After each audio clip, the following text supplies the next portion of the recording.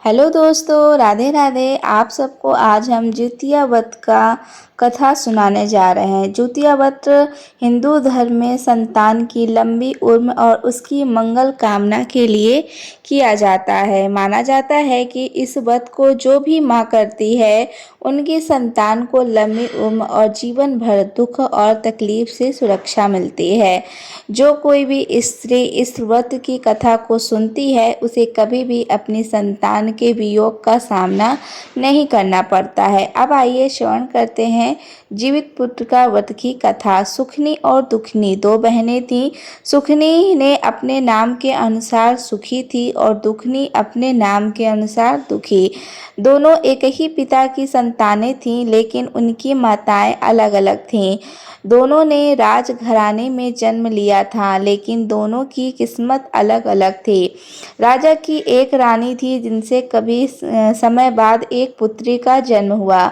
राजा और पूरे राजमहल में खुशियां फैल गईं, लेकिन यह खुशियां अल्पकालिक साबित हुईं। पुत्री के जन्म के बाद उनकी मां का स्वर्गवास हो गया और राजमहल में मातम सा छा गया और राजा को अपनी पुत्री से नफरत हो गई, क्योंकि वह मानते थे कि उसकी ही वजह से उनकी रानी उन्हें छोड़कर चली गई। इसलिए उन्होंने उसे अभागन कहकर उससे दूरी बना ली। राजा ने कहा कि वह कभी इस लड़की की शक्ल भी नहीं देखेगा। महल के सभी लोग उसे और दासियां उस बच्ची के प्रति हमदर्दी दिखाने लगे। उन्होंने उसे दुखनी कहना शुरू कर दिया, क्योंकि वह जन्म से ही दुखी थी। राजा के मंत्रियों ने उन्हें समझाया कि बच्ची का इसमें कोई दोष नहीं है। उसकी माँ चली गई और राजा ने भी उसे छोड़ दिया तो उसका क्या होगा। लेकिन राजा ने किसी की कहीं नहीं सुनी। दुखनी को दासियों के हवाले छोड़ दिया और खुद दूसरी शादी कर ली।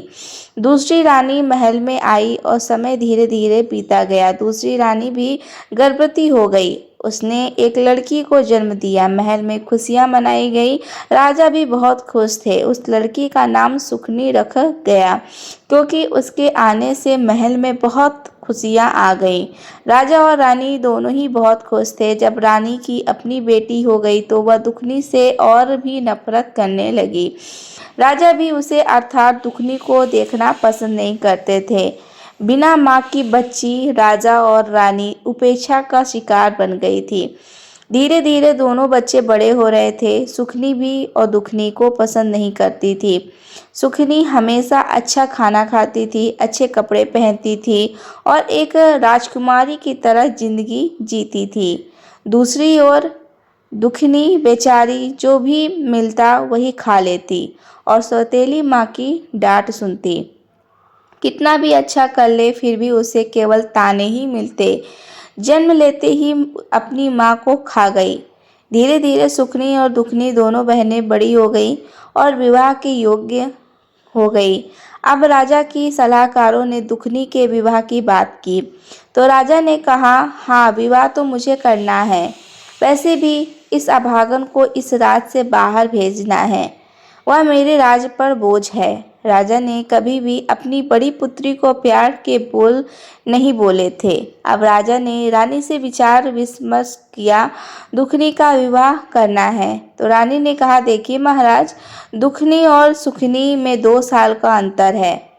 दोनों विवाह के योग्य हो गई हैं, लेकिन हमारी सुखनी का भी विवाह करना है। रानी की बात सुनकर राजा कहने लगा, मेरी समझ में नहीं आ रहा दुखनी के लिए कैसा वर ढूंढूं, क्योंकि मुझे तो दुखनी से कोई लगाव नहीं है। वह कुलच्छणी है। मेरे घर में जो कुछ भी बुरा हुआ है उसी की वजह से हुआ है। उसने जन्म लेते ही अपनी माँ को खा गई। जो रानी मुझे जान से प्यारी थी वह मुझे छोड़कर चली गई। अगर दुखनी किसी दूसरे घर में भी जाएगी तो वहाँ भी उसका बुरा साया पड़ेगा और उनके साथ भी कुछ बुरा हो सकता है। मैंने तो आज तक दुखनी का चेहरा नहीं देखा और कभी देखा भी नहीं, लेकिन विवाह तो मुझे करना पड़ेगा। यहाँ से तो उसे विदा करना ही पड़ेगा। सौतेली माँ कहने लगी, महाराज, दुखनी की शादी किसी गरीब मजदूर के यहाँ कर दीजिए। अगर वह किसी राजमहल में जाएगी तो वहाँ भी बुरा हो जाएगा। सब लोग हमें ही दोष देंगे। ऐसे अब सुगनी बेटी को हमारे यहाँ क्यों भेजा? जब आप पहले से पता है तो उसकी शादी हमारे राजमहल में क्यों की? इसलिए इसे कहीं गरीब घर में दे दीजिए और मेरी सुखनी के लिए अच्छा कोई राजकुमार ढूंढिए। रानी की बात राजा को सही लगी। राजा राजमहल में आया और अपने मंत्रियों के साथ विचार विमर्श करने लगा। जो मंत्री था वह बड़ा ही ईमानदार था और राजा के प्रति बहुत सहानुभूति रखता था, लेकिन राजा उसकी भी कोई बात सुनने को तैयार नहीं था, क्योंकि मंत्री को दुखनी से बड़ी सहानुभूति थी और वह उसे राजा की अनुपस्थिति में भी अपनी बेटी की तरह मानता था। लेकिन राजा के मन में सिर्फ एक विचारधारा थी कि दुखनी आप सुगनी है और वह कहीं भी सही नहीं हो सकती। जहाँ भी जाएगी वहाँ सब बुरा करेगी। राजा के मन में एक दृढ़ धारणा थी, लेकिन मंत्री जी की बात राजा के सामने नहीं मानी गई। इसलिए नाई और पंडित को बुलवाकर दोनों बहनों के लिए राजा ने जैसा वर बताया वैसा ढूंढने के लिए भेज दिया। नाई और ब्राह्मण दुखनी के प्रति गहरी सहानुभूति रखते थे। पूरी प्रजा भी दुखनी के प्रति हमदर्दी महसूस करती थी, लेकिन राजा के डर के कारण कोई कुछ बोल नहीं सकता था। बेचारी नाई और ब्राह्मण दुखी मन से चल दिए। राजा ने जैसा वर बताया था उसी तरह का ढूंढने के लिए वे राज्य के काफ़ी दूर एक गांव में पहुंचे। गांव ठीक ठाक था, लेकिन एक नदी के किनारे एक झोपड़ी थी। एक बूढ़ी औरत बाहर चबूतरे पर बैठी अपने बालों को कंघी कर रही थी। वह बहुत बूढ़ी थी, उसका घर भी बिखरा हुआ था।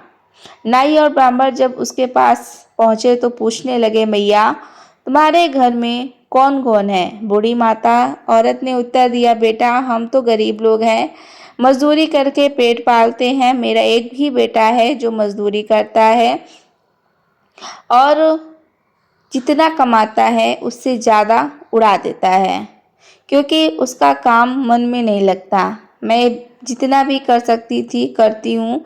नाई और ब्राह्मण एक दूसरे को देखकर सोचने लगे यही घर दुखने के लिए ठीक रहेगा। इसलिए उन्होंने बुढ़िया से बात की और कहा कि हम राजा की बेटी का विवाह तुम्हारे घर में करना चाहते हैं। बुढ़िया शौक से खड़ी हो गई और कहने लगी, क्यों तुम दोनों मुझ बुढ़िया के साथ मजाक कर रहे हो? नाई और ब्राह्मण ने बुढ़िया को बैठाया और कहने लगे, माई हमारी बात ध्यान से सुनो। राजा की बेटी जरूर है, लेकिन ना वह तुम्हारे कोई दान दहेज देगा और ना ही तुम्हारे बेटे के साथ सोनो शौकत से राजा अपनी बेटी का विवाह करेगा। वह बेचारी दुखिया है, तुम उसे माँ का प्यार देना। वो बहुत संस्कारी लड़की है, लेकिन राजा की नज़रों में गिरी हुई है। राजा उसे कुलच्छणी और अपशुगनी मानता है। हे मैया, पूरी प्रजा को उससे सहानुभूति है, लेकिन यदि वह तुम्हारे घर आएगी तो तुम्हारा घर स्वर्ग बना देगी। वह बहुत अच्छी लड़की है, लेकिन राजा के खिलाफ कोई बोलने की हिम्मत नहीं कर सकता। बुढ़िया माई कहने लगी, ठीक है बेटा, मेरे बेटे का तो विवाह होना ही मुश्किल है। कौन अपनी लड़की मेरी बेटे के लिए देगा? मुझे तो इसी में खुशी है कि मेरे बेटे का विवाह हो जाएगा।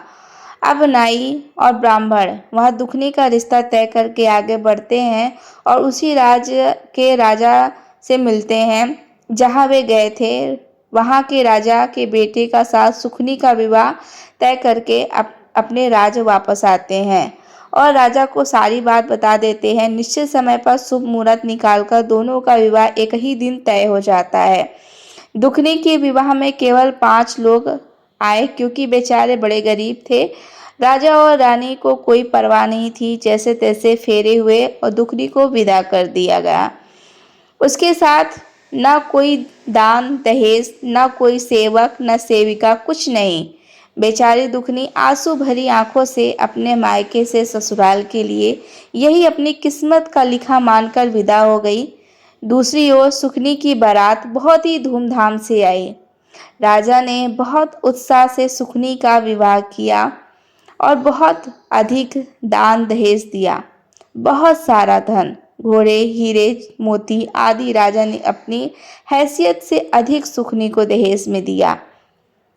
राज्य का राजकुमार और दूसरा राजा बहुत खुश हुए। सुखनी की विदाई बड़े ढाट से हुई। दोनों बहनें विदा हो चुकी थी। बेचारी दुखनी झोपड़ी में आई और अपनी किस्मत पर फूट फूट कर रोने लगी। लेकिन उसने ईश्वर की मर्जी मानकर अपने पति सासू माँ की सेवा में लग गई। उसकी सास बूढ़ी थी। दुखनी बेचारी अपनी सासू माँ के हाथ पैर दबाती, कंघी करती, अपने कपड़े धोती और खाना बनाती। उसका पति मजदूरी करता, आधे से ज़्यादा पैसे नशे में उड़ा देता था और कुछ पैसे लाता था जिससे घर का गुजारा भी नहीं हो पा रहा था। दुखनी ने अपनी सासू माँ से कहा, माँ जी, अगर मैं कुछ काम करूँगी तो हमारे हालात कुछ ठीक हो जाएंगे। बुढ़िया अपनी बहू को बिल्कुल अपनी बेटी की तरह प्यार करती थी, लेकिन दुखनी का पति उसे बहुत तंग करता था। अगर दुखनी अपने पति से कुछ कहती तो उसे मारता पीटता था। समय धीरे धीरे बीत रहा था। अब दुखनी गर्भवती थी। कुछ सालों बाद दुखनी के 2 बेटे और 2 बेटियां हो गई। समय बीता और सालों बीत गए, लेकिन किसी ने भी कभी दुखनी की कोई खबर नहीं ली। अब बच्चे तो हो गए तो परिवार में खर्चे भी बढ़ गए। अकेले आदमी की मेहनत मजदूरी से घर खर्च चलाना बहुत मुश्किल हो गया था। दुखनी ने कहा, माँ जी, अगर मैं भी मेहनत मजदूरी करूँगी तो हमारे हालात बेहतर होंगे। सासू माँ ने कहा, बेटी, तुम तो राजकुमारी हो, तुमने कभी काम नहीं किया होगा। दुखनी ने कहा, माँ जी, कैसी राजकुमारी, मैं तो ऐसी ही हूँ। अपने पिताजी के घर में भी मैं ऐसी ही थी। मुझे काम करने से कोई एतराज़ नहीं है। दुखनी का व्यवहार बहुत मीठा था। पड़ोसी और गांव वाले सब दुखनी से बहुत खुश रहते थे। दुखनी बड़ी पूजा पाठ वाली धार्मिक विचारों की महिला थी। उसे काम मिलने में देर नहीं लगी। वह लोगों के घरों में काम करने लगी। किसी का खाना बनाती तो किसी घर में झाड़ू पोछा करती। इसी तरह दुखनी को कहीं अनाज, कहीं तो भोजन और कहीं कुछ पैसे मिल जाते थे। अब दुखनी का गुजारा सही होने लगा था, जबकि उसके पति में कोई सुधार नहीं आ रहा था। दुखनी अपने पति को समझाने की कोशिश करती, लेकिन वह उल्टा उसे गाली गलौज करता और मारता पीटता। जब भी जितिया का व्रत आता तो वह पूरी श्रद्धा के साथ अपने व्रत करती, लेकिन माता रानी की कृपा से अब घर में पहले की तरह भूखा नहीं रहना पड़ता था। सबके पेट भर जाते थे। इतना उसके घर पर जितिया माता की कृपा थी कि क्योंकि वह बहुत मेहनती थी, मेहनत करके गुजारा करती थी। दूसरों को सुखिया के घर में नौकर चाकर को कोई कमी नहीं थी। सुखिया राजकुमारी और राजमहल में राजा के घर से विदा होकर राजा की बहू बनी तो वह राजा की बेटी और राजकुमार की पत्नी की अर्थात होने वाली रानी थी। एक दिन सुखियों को अपनी बहन दुखिया की याद आई। वह सोचने लगी, बहुत समय बीत गया, जाकर देखना चाहिए आखिरकार महारानी के रंग ढंग कैसे हैं। वह शायद बहुत दुखी होगी, क्योंकि उसके पास ही क्या है, एक बार जाकर देखना चाहिए। सुखिया ने सोचा कि अगर दुखिया कहेगी तो उसे अपने पास नौकरानी बनाकर रख लूँगी और वह मेरा काम करेगी, जिससे मुझे तसल्ली होगी कि काम से कम यहाँ भी मेरी सेवा हो रही है। सुखियों को अपनी राजसी जीवन पर बड़ा गर्व था। सुखिया दुखिया के घर गई। दुखिया ने अपनी बहन को देखा तो बहुत खुश हुई। उसने सुखिया का बड़े आदर सत्कार से स्वागत किया, उसे बैठने के लिए पीढ़ा दिया। सुखिया ने देखा कि दुखिया की झोपड़ी में बहुत गरीबी थी और उसके बच्चे इधर उधर खेल रहे थे। किसी ने तन में पर फटे कपड़े तो किसी ने बिना फटे। फिर भी दुखिया खुश थी और उसकी सासू माँ भी दुखिया के गुण गा रही थी। यह देखकर सुखिया को बड़ा गुस्सा आया। दुखिया की सासू माँ उसकी तारीफ कर रही थी। फिर सुखिया ने दुखिया से कहा, बहन, तू घरों में जाकर काम करती है, क्या लेती होगी? इससे अच्छा तू मेरे साथ चल और मेरे राजमहल में काम कर। जितना तुझे यहाँ मिलता है मैं तुझे उससे ज़्यादा मजदूरी दूंगी। यहाँ घर घर जाकर कितना काम करना पड़ता है तुझे? दुखिया ने जवाब दिया, बहन सुखिया, मुझे काम करने में कोई आपत्ति नहीं है। मैं यहाँ भी काम करती हूँ और आपके यहाँ भी कर दूंगी। वहाँ काम करके मुझे खुशी मिलेगी। चलो, मेरी बहन का काम हो गया। बातचीत समाप्त करके सुखनी अपने राजमहल लौट आई और अगले दिन से दुखनी सुखनी के घर जाने लगी। सुखनी दुखनी बहुत ज़्यादा काम करती थी, क्योंकि दुखनी को परेशान करने में सुखनी को बड़ा मज़ा आता था। सुखनी की को जो भी बासी खाना मिलता था उसे दुखनी को दे देती थी और दुखनी उसे खुशी खुशी ले लेती थी। राजमहल में तरह तरह के व्यंजन बनते थे और कभी कभी बच्चों के लिए भी अच्छे पकवान मिल जाते थे। इस वजह से दुखनी और उसके बच्चे खुश रहते थे। अब कुछ नया खाने को मिलेगा, जितिया का बताया। बच्चे कहने लगे, माँ आज तो आप मौसी के यहाँ जाओगी, नए नए पकवान मिलेंगे हमारे लिए, कुछ लेकर आना। दुखनी ने कहा, ठीक है बच्चों, ले आऊंगी। दुखनी सुखनी के पास गई और कहने लगी, बहन आज नए हैं खाए हैं, जितिया का व्रत आ रहा है तो मुझे कुछ पकवान दे देना, बच्चे बहुत उम्मीद से बैठे हैं। सुखनी ने कहा, अरे दुखिया कैसी बात कर रही है, काम कर, आज आज कुछ नहीं बनेगा। ऐसा कहकर उसे डांट दिया। बेचारी दुखनी रोती हुई अपने घर लौट आई और आज उसे बासी खाना भी नहीं मिला। रोती हुई घर में आई तो बच्चे बोले, माँ आज मौसी ने कुछ नहीं दिया। दुखनी ने कहा, नहीं बेटा।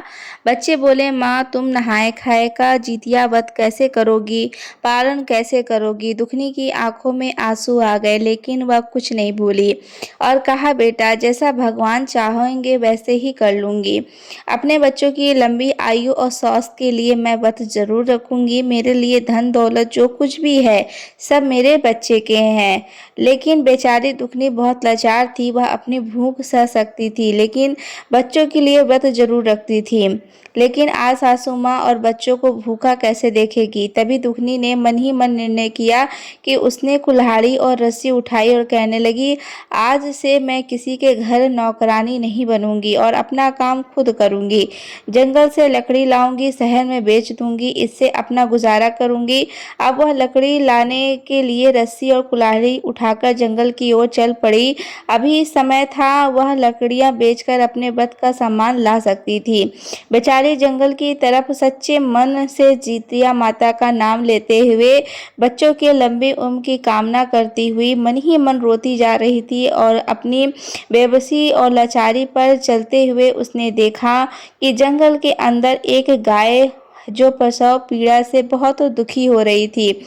गाय का प्रसव नहीं हो पा रहा था और वह बहुत परेशान नजर आ रही थी। दुखनी तो सच्चे दिल की थी, किसी का दुख उससे देखा नहीं जाता था। वह गाय के पास जाकर बोली, बहन तुम कौन हो। गाय ने कहा, मेरा नाम दुखनी है। बहन मेरी थोड़ी मदद करो, मैं प्रसव पीड़ा से बहुत कष्ट में हूँ और मेरा प्रसव नहीं हो पा रहा है। दुखनी बेचारी गौ माता को सहलाकर उसकी कमर पर प्यार से हाथ फेरा। कुछ समय पश्चात गौ माता का प्रसव हो गया और गौ माता ने बछड़े को जन्म दिया। गौ माता ने दुखनी को धन्यवाद दिया।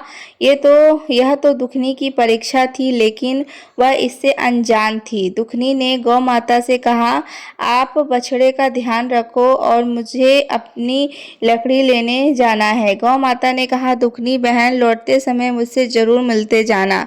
दुखनी आगे बढ़ चली। रास्ते में थोड़ी ही देर चली थी कि उसने देखा कि एक नागिन बार बार अपने फन जमीन पर मार रही थी और तड़प रही थी। दुखनी ने उसे ध्यान से देखा तो ऐसा लग रहा था जैसे वह बहुत कष्ट में है। दुखनी को नागिन पर दया आ गई और वह उसके पास गई और बोली, नागिन बहन तुम इतनी परेशान क्यों हो। नागिन ने जवाब दिया, तुम कौन हो, मुझे देखकर तो लोग डरकर भाग जाते हैं और तुम मेरे पास आ गई हो। दुखनी ने कहा, नागिन बहन मुझे डरने की क्या जरूरत है, अगर तुम मुझे डस भी लोगी तो क्या हो जाएगा, मेरे बिना यह दुनिया नहीं रुकेगी और अगर मैं मर भी जाऊंगी तो धरती पर एक बोझ कम हो जाएगा। मैंने कभी किसी का प्यार नहीं पाया, माँ बाप के प्यार के लिए मैं तरसती रही हूँ और यहाँ भी कभी पति का प्यार नहीं मिला जिससे माँ बाप का प्यार भूल जाऊं। दुखनी नागिन से कहने लगी, वह भी बस मतलब से बात करता है, जो कमाता है उसका आधा नशे में उड़ा देता है। ना बच्चों से मतलब है और ना ही मुझसे। जब उसका मन करता है तब घर आता है, नहीं तो नशे के करके पड़ा रहता है। नागिन ने कहा, बहन दुखिया तुम्हारी बातें सुनकर बड़ा दुख हुआ, मैं क्या करूं, मेरी यह केचली नहीं उतर रही है। लोग मुझे देखकर पत्थर मारते हैं और डरते हैं कि लेकिन तुम मेरे पास आ गई। मेरी यह केचुली उतारने में मेरी मदद करो। नागिन की बात सुनकर दुखनी ने उसकी केचुली उतार दी। नागिन की तो जैसे सोने की काया हो गई। नागिन उधर इधर पड़े लचीलेपन से चलने लगी। नागिन ने कहा, बहन दुखनी तुम बहुत अच्छी हो। रास्ते से जब वापस आओ तो मुझसे मिलकर जाना। नागिन की मदद करने के बाद दुखनी वहां से आगे बढ़ चली। जंगल के अंदर उसने देखा कि उस भयानक जंगल में एक बूढ़ी माई बैठी हुई थी। वह स्वयं जितिया माता थी जो दुखनी की परीक्षा लेने आई थी। वह अपनी परीक्षा में पास होती या नहीं, भगवान की माया को भगवान ही जाने। दुखनी ने देखा बुढ़िया माई बहुत परेशान बैठी थी। वह बुढ़िया माई कहने लगी, बेटी तुम कौन हो और इस जंगल में तुम क्या कर रही हो? दुखनी ने जवाब दिया, माँ जी मैं यहाँ लकड़ी काटने आई हूँ, लेकिन आप इस घने जंगल में क्या कर रही हैं? जितिया माता ने कहा, बेटी मैं तो यहाँ झोपड़ी बनाकर रहती हूँ। मेरे पैरों में बहुत दर्द हो रहा है और चलने में दिक्कत हो रही है। क्या तुम मुझे मेरी झोपड़ी के अंदर ले जा सकती हो? दुखनी ने कहा, जरूर माँ जी। उसने जितिया माई को कंधे का सहारा देकर उठाया। अंदर आकर चारपाई में पड़ी हुई दुखनी ने जितिया माई को चारपाई पर बिठा दिया। जितिया माई के खुले बाल उलझे हुए थे और उनका रूप डरावना सा लग रहा था। मक्खियां उनके चेहरों पर भिनभिना रही थी। जितिया माई ने भी कहा, बेटी मेरे पैरों में बहुत दर्द हो रहा है। दुखनी ने जवाब दिया, कोई बात नहीं माँ जी, मैं अभी आपके पैरों को मालिश करती हूँ। दुखनी ने जितिया माई के हाथ पैरे की अच्छे से मालिश की। फिर जितिया माई ने कहा, बेटी मुझे नहाए हुए कई दिन हो गए हैं। मेरे बाल उलझे गए हैं और सिर में जुएं पड़ गई हैं। दुखनी ने कहा, माँ जी मैं अभी आपकी सफाई कर देती हूँ। उसने जितिया माई का नहलाया और उसके बाद उनको अच्छे से साफ किया। जो जितिया माई को नींद आने लगी। दुखनी ने उनका सिर अपनी गोद में रख लिया। कुछ समय बाद जितिया माई सो गई। यह सब माँ की लीला थी। वह दुखनी के मन की स्थिति को जानती थी। शाम होने थी, सूरज छिपने वाला था। दुखनी के मन में यह नहीं था कि उसे लकड़ी बेचकर घर ले जाना है। वह बस यही सोच रही थी मन में कि उसे कितना प्यार दिया। आज उसे अपनी माँ का प्रेम महसूस हो रहा था। माँ के लिए वह तरसती थी। उसे लग रहा था जैसे जितिया माई ही उसकी माँ है। जब जितिया माई की आंख खुली तो उन्होंने कहा, अरे बेटी मैं सो गई थी, तूने मुझे जगाया क्यों नहीं? और देख शाम हो गई, अब तू घर लकड़ी लेकर कैसे जाएगी बेटा? दुखनी ने कहा, कोई बात नहीं माँ जी, मैं चली जाऊंगी। इतने दिन नहीं ले पाई तो एक दिन और सही, आज नहीं तो कल तो जाऊंगी। जितिया माई ने कहा, ठीक है बेटी, जरा मेरा एक थैला जो खूंटी पर टंगा है मुझे पकड़ा दो। दुखनी ने थैला उठाया और जितिया माई को दे दिया। जितिया माई ने उसमें से एक पोटली निकाली और दुखनी को देते हुए बोली, यह पोटली ले जा, इसमें कुछ लाल कपड़े में बांधा हुआ है, इसे घर जाकर खोलना। दुखनी बहुत खुश हुई। वह सोचने लगी, आज उसने कुछ कमाया नहीं है तो क्या हुआ, कम से कम किसी की मदद तो की है। यह सोचकर वह मन ही मन में खुश हो रही थी। दुखनी पोटली लेकर आगे बढ़ी तो उसे रास्ते में वह नागिन मिली। नागिन ने कहा, अरे दुखनी बहन जरा रुको तो सही, मैंने तुमसे कहा था मुझसे मिलकर जाना, तुम चुपचाप चली जा रही हो। दुखनी ने कहा, नहीं बहन, घर जाने के लिए थोड़ी देर हो रही है, सोचा जल्दी निकल जाऊं। नागिन ने कहा, बहन तुमने मुझे 12 वर्ष की केचुलू में छुटकारा दिलाया, मैं तड़प रही थी। ये लो, ये मेरे नागमणि है, इसे ले जाओ। जिस घर में रहेगी वह घर 9 निधि 12 सिद्धि हो जाएगा। दुखनी बहुत खुश हुई। उसने नाग माता के हाथ जोड़े और वहां से चल दी। थोड़ी ही दूर पहुंची तो गौ माता ने आवाज लगाई, अरे ओ दुखनी बहन, कैसे चुपचाप चली जा रही हो? यहाँ जंगल में हम क्या करेंगे, हमें भी साथ ले चलो। दुखनी ने कहा, गौ माता आप मेरे साथ चलेंगी? गौ माता ने कहा, हाँ हम चलेंगे। अब मेरा दूध तेरे घर में काम आएगा, तेरे बच्चे भूखे नहीं रहेंगे। मेरे दूध को बेचकर तू पैसा कमा सकती है और अपने घर का खर्च चला सकती है, अपने बच्चों को मेरा मीठा दूध पिला सकती है। अब बछड़ा गाय दुखनी के साथ चलने लगे। दुखनी आगे आगे पीछे पीछे, वही बड़ी सुंदर सफेद रंग की गाय और छोटा सा बछड़ा चल रहे थे। उनके गले में बंधी हुई घंटी टन टन बज रही थी। वे बड़े आराम से जा रहे थे। जब दुखिया अपने घर पहुंची तो दुखनिया की सास बैठी हुई उसका इंतजार कर रही थी। कहने लगी, अरे बहू दुखनी, आज तो बहुत समय लगा दिया। बेटा, सुबह से तू भूखी थी और आज तूने कुछ खाया भी नहीं। आज नहा खाकर खाना खा लेकर तेरा निर्जला व्रत रहेगा। परसों तुझे पारण करना है, तू कैसे करेगी बेटा? नवमी के दिन वह अपनी सासू माँ से बोली, माँ जी आप चिंता मत करो, मुझे तो लगा नहीं कि मैंने कोई व्रत रखा है। मेरे शरीर में तो अजीब सी ताकत महसूस हो रही है। मुझे नहीं लग रहा है कि मैं इतनी जल्दी परेशान थी। आज तो मुझे बहुत हल्का खुशी महसूस हो रहा है। जब वह घर आई तो उसने सारी बात अपनी सासू माँ को बताई। उसकी सासू माँ बोली, बेटा आज तुमने तो यह बहुत अच्छा काम किया। फिर उसकी सासू माँ ने चौके की लीप दी और उसे एक दिया जला दिया। दुखनी ने वहां पर लाल पोटली रख दी। जैसे ही दुखनी ने लाल पोटली खोली, उसमें से सोना, चांदी, हीरे मोती निकलने लगे। यह देखकर दुखनी और उसकी सास की आंखें फटी की फटी रह गईं। बाहर गाय रंभा रही थी। दुखनी बाल्टी लेकर गई तो गाय ने बाल्टी भरकर दूध दिया। सब लोग बहुत खुश हो गए। शाम को जब दुखनी का पति मजदूरी करके आया तो उसने देखा घर के बाहर गाय बंधी हुई है और अंदर बड़ी रोशनी चमक रही है, क्योंकि वहां नागमणि रखी हुई थी। वह बहुत हैरान हुआ और कहा, अरे यह क्या है? दुखनी ने अपने पति को सारी बात बताई। फिर उसका पति दुखनी माफी मांगने लगा और कहने लगा, दुखनी तुम तो साक्षात लक्ष्मी हो और मैंने आज तक तुम्हारी कदर नहीं की, तुम्हारे दुख को समझने में असफल रहा, मुझे माफ कर दो। दुखनी ने कहा, कोई बात नहीं स्वामी, देर आए दुरुस्त आए, लेकिन मैं इस बात से खुश हूँ कि अब तुमने मेरी अहमियत समझ ली। अब हमारे पास इतना धन है कि हम अपना अच्छा सा काम शुरू कर सकते हैं। उसका पति भी खुश हो गया, क्योंकि अब उसे मजदूरी नहीं करनी पड़ेगी। वह गरीबी से तंग आकर नशा करता था, क्योंकि अपने बच्चों को भूखा नहीं देख पाता था और उसका गुस्सा दुखनी पर उतारता था। वह दिल का बुरा नहीं था। अब दुखनी ने कहा, चलो अब कुछ धन ले लो और बाजार से जितिया माता के व्रत की तैयारी के लिए सामान दिलाकर आओ। दोनों बाजार गए और सामान लेकर आए। अब दुखनी के घर जोर शोर से जितिया व्रत की तैयारी होने लगी। 2 दिन बीत गए और दुखनी काम पर नहीं गई। सुखनी को बड़ा आश्चर्य हुआ। वो सोचने लगी, दुखनी को क्या हो गया है जो अब तक नहीं आई। सुखनी दुखनी के घर गई और कहने लगी, दुखनी तुम काम पर क्यों नहीं आ रही हो? दुखनी ने कहा, अरे बहन, मुझे अब किसी के घर के काम करने की ज़रूरत नहीं। अगर तुम्हारा मन करे तो तुम मेरे घर काम करने आ जाया करो। सुखनी ने देखा तो उसकी आंखें फटी की फटी रह गई। दुखनी के घर में हर सुविधा की चीज़ें मौजूद थीं और घर बनाने के लिए मिस्त्री से बात चल रही थी। सुखनी को यह सब देखकर विश्वास नहीं हुआ। वह सोच में पड़ गई कि दुखनी को इतना धन कहाँ से मिल गया। वह गुस्से में बोली, दुखनी सच सच बता, यह सब कहाँ से चोरी करके लाई है?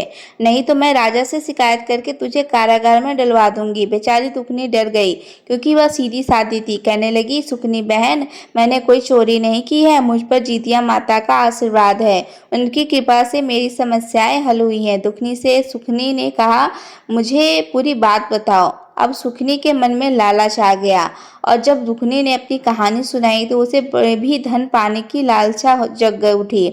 वह बोली, मैं भी जंगल जाऊंगी और जितिया माता से धन लेकर आऊंगी। अब सुखनी अपने घर गई, लेकिन उसने चैन नहीं मिला। किसी तरह उसने रात बिताई और सुबह उठते ही कुल्हाड़ी और रस्सी लेकर जंगल की तरफ चल दी। उसकी सास बोला, अरे बहू कहाँ जा रही है? बोली, माँ बाद में बताऊंगी, मैं कुछ धन लेने जा रही हूँ। उसकी सास कहने लगी, अरे बेटी, मेरे घर में भगवान का दिया हुआ है, सब कुछ है, हमें क्या धन की जरूरत है? वह बोली, नहीं माँ जी, अब मुझे करने दो, मैं करने जा रही हूँ। वह अपनी सासू माँ की बात अनसुनी कर जंगल की तरफ चल दी। जंगल में चलती जा रही थी। जंगल में कुछ अंदर तो दिखाई नहीं दिया। एक गाय प्रसव पीड़ा कर रही थी। वह बोली, अरे बहन, तुम कौन हो? जरा मेरी मदद करो, मैं दर्द से बेहाल हो रही हूँ। मेरा प्रसव काल है, मुझसे दर्द बर्दाश्त नहीं हो रहा है। गौ माता की बात सुनकर सुखनी कहने लगी, तुझे क्या मैं दास दिखाई देती हूँ? मैं सुखनी हूँ, इस राज्य के राजा की बहू हूँ। हमारे यहाँ दास दासियाँ काम करते हैं और तुम मुझसे काम करने के लिए बोल रही हो? हो। वह गाय तो धुतकार के आगे चल दी। आगे कुछ दूर चलती है तो उसे नागिन जो अपना फन धरती पर फटक रही थी दिखाई देती है। तो वह नागिन कहती है, अरे बहन जरा मेरी मदद कर दो। सुखनी पहले तो नागिन को देखकर डर जाती है और कहती है, मुझे डस लोगी और मैं तेरी मदद कैसे कर दूं? अरे सांप को जो दूध पिलाता है उसी को वह डस लेता है, मैं तेरी मदद नहीं करूंगी। और पत्थर उठाकर नागिन को मार देती है और आगे चल देती। आगे चलते चलते वह जब काफी अंदर जंगल में चली जाती है तो वह उस बुढ़िया माई को ढूंढती है। ढूंढते ढूंढते काफी परेशान हो जाती है और शाम होने की होती है तो वह देखती है कि एक बुढ़िया माई की झोपड़ी दिखाई दे रही है और एक पेड़ के नीचे बड़ा सा वट वृक्ष है। उसके नीचे जो एक बुढ़िया बैठी हुई है, बड़ी गंदी सी बुढ़िया थी, मुंह पर मक्खियां भिनक रही थी, बाल उलझे हुए थे, जिसे देखकर वह नाक मुंह सिकोड़ने लगती है। बुढ़िया माई सुखिया से कहती है, अरे बिटिया तुम कौन हो बेटी, जरा मुझे मेरी झोपड़ी के अंदर पहुंचा दे, क्योंकि मेरे हाथ पैर में बड़ा दर्द है, इसलिए मुझे अंदर बैठा दे। काफी दिनों से मैं नहाई नहीं हूँ, मुझे थोड़ा सा नहला दे, मेरे सिर में जुबे पड़ गए हैं, जरा मेरे सिर को भी सफाई कर दे। तो सुकनी कहती है, अरे वाह बुढ़िया, तुझे क्या मैं दासी नजर आती हूँ? तेरी इतनी सेवा करूंगी, मेरे घर में दास दासियां हैं, तू मुझ पर हुक्म चला रही है। मैं तो यहाँ उस बुढ़िया से मिलने आई हूँ जिसने मेरी बहन को धनवान बनाया है। तभी उसे खूंटी से लटका हुआ वो थैला दिखाई दिया जिसमें वह पोटली रखी थी, लाल कपड़े में बांधी हुई। तो वह कहती है, अच्छा तो वह बुढ़िया तू है जिसने दुखने को अमीर बना दिया। वह कहने लगी, बुढ़िया मैं तेरी सेवा नहीं कर सकती, मुझे तो बस यह पोटली चाहिए। और वह बुढ़िया की झोपड़ी से पोटली उठाकर चल देती है। रास्ते में आती है तो देखती है नागिन अभी भी ऐसे ही फटक रही थी। थोड़ी ही दूर जाकर देखती है वह गाय भी पसाव से कर रही थी, लेकिन वह किसी की मदद नहीं करती है। उसके दिल में जरा भी दया की भावना नहीं थी। घर आ गई। घर आकर बड़ी ही खुशी खुशी अपने सासू माँ से कहती है, देखना सासू माँ, अब हम और धनी बन जाएंगे, हमारा राजपाट और बढ़ जाएगा, हमारे राजकोष में धन बढ़ जाएगा, मैं ऐसी चीज लाई हूँ। तो उसकी सासू माँ हाथ जोड़ लेती है और अपना माथा पीटती है कि पता नहीं कैसी बहू मिली है, संस्कार तो इसमें नाम को भी नहीं है। अब वह थोड़ा सा चौक चौबर से दासी से लिपवाती है क्योंकि खुद तो कुछ कर नहीं सकती थी और दासी से एक दिया जलाने के लिए बोलती है। जब उस पोटली को वहां खोलती है तो क्या देखती है, वहां पर ढेर सारे कीड़े मकोड़े भिनभिनाने लगे, गंदगी सी हो गई और तरह तरह के कीड़े चल रहे थे। बड़ी घिनौनी स्थिति हो गई। तभी देखती है कि उसके महल में आग लग गई। अब यह देखकर वह घबरा गई। उसकी सासू माँ उसे बड़ी मुश्किल से निकाल कर बाहर लाती हैं। उसका सारा राजपाट सब धरा रह गया, सब धन जो भी जमा था सब जलकर खाक हो गया। अब उसकी सासू माँ उसे बहुत ताने सुनाती है और कहती है, कुलच्छणी आई है मेरे महल में, जब से आई है तब से हमारा राजपाट भी चौपट कर दिए। सबके घर में तो लक्ष्मी आती है जो घर को स्वर्ग बना देती है, एक ये आई है महारानी, हमारा सब कुछ जला कर दिया। महाराज सुखनी को अपनी करनी पर थोड़ा भी पछतावा नहीं हो रहा था, तो उसे उल्टा अपनी बहन पर गुस्सा आ रहा था। उसकी बहन ने उसके साथ छल किया। वह अपनी बहन दुखनी के घर पहुंच जाती है, उसे कहती है, सच सच बता तूने मेरे साथ क्या छल किया है? तेरे कारण मेरा सब कुछ जलकर नष्ट हो गया। मेरी सासू माँ मुझे ताने दे रही है, मेरे घर में भूखे से मरने की नौबत आ गई है। दुखनी कहती है, बहन मैंने तो सब कुछ तुझे सच सच बताया था, लेकिन तेरे घर में तो सब कुछ था, तू क्यों गई उधर? तुझे तो लालच आ गया था ना। लेकिन वह कहती है, नहीं दुखनी, मैं तो तुझे राजा से दंड दिलवाऊंगी। दुखनी मन ही मन सोचने लगी, मेरे पास तो कोई सबूत नहीं, और वो रोने लगती है। रोते रोते वह जीतिया माता को पुकारती है, कहती है, हे माँ मेरी रक्षा करो, कैसे मैं अपनी बहन को विश्वास दिलाऊं? मैंने जो कुछ भी बताया है सब सच सच बताया है। दुखनी की करुण पुकार सुनकर जीतिया माता वहां प्रकट हो जाती हैं। दुखनी माता को देखते ही उनके चरणों में गिर जाती है। सुखनी को देखकर बुढ़िया बनी जीतिया माता कहती है, सुखनी तेरे लालच के कारण तेरे साथ बुरा हुआ है, तेरे अंदर दया भावना सेवा भावना कुछ नहीं। यह बेचारी दुखनी है तो ममता की मूरत है, इसके अंदर इतनी दया भावना है कि भगवान को उसी पर प्रसन्न होते हैं जो दिल के सच्चे होते हैं। लेकिन सुखनी तेरे मन में तो कपट, तू दूसरे को देखकर भी खुश नहीं है, इसलिए तुझे सजा मिली, तुझे तेरी करनी का फल मिला है और दुखनी को उसकी पूजा का फल मिला है। यह देखकर अब दुखनी जैसे रो रही थी तो सुखनी भी माता के चरणों में गिर पड़ती है। उसे अपनी करनी पर अब पछतावा होने लगता है। वह माता से क्षमा याचना करने लगती है और कहती है, माता मुझे माफ़ कर दो, मुझसे बहुत बड़ी गलती हो गई है। तब माता से दुखनी से कहती हैं, माता मेरी बहन को माफ़ कर दो। तो माता रानी सुखनी से कहती है, देखो तू दुखनी का कितना बुरा चाहती है, लेकिन दुखनी अभी भी तेरा सुख चाहती है। माता उसे सौभाग्य और बेटे का आशीर्वाद देती हैं और कहती हैं, तेरा राजपाट पहले जैसा हो जाए। और दोनों बहनें को सुखी रहने का आशीर्वाद देकर वहाँ से जीतिया माता अंतर ध्यान हो जाती हैं। सुखनी को सबक सिखाने के लिए यह सब जीतिया माता की लीला होती है। अब उसका राजपाट पहले जैसा हो गया। अब सुखनी भी बदलाव आ गया। अब वह अपनी बहन दुखनी के साथ अच्छे से बात करती थी, घमंड नहीं दिखाती थी और उसके साथ पूजा पाठ करने लगी। जीतिया माता की कथा सुनती हर साल दोनों बहनें मिलकर पूजा पाठ करती। अब दोनों बहनें अमीर थीं, किसी के घर में कोई कमी नहीं थी। दोनों बहनों में प्रेम हो गया तथा दोनों प्यार से रहने लगी। अब उन्हें किसी भी चीज़ की कोई कमी नहीं थी। हे जीतिया माता, जैसे दुखनी को आई ऐसे सबको आना, जैसे सुखनी को आई ऐसे किसी को मत आना। और जो कथा को कह रहा है और जो इस कथा को सुन रहे हैं, जीतिया माता सबकी मनोकामना को पूरी करना है। बोलो जीतिया माता की जय।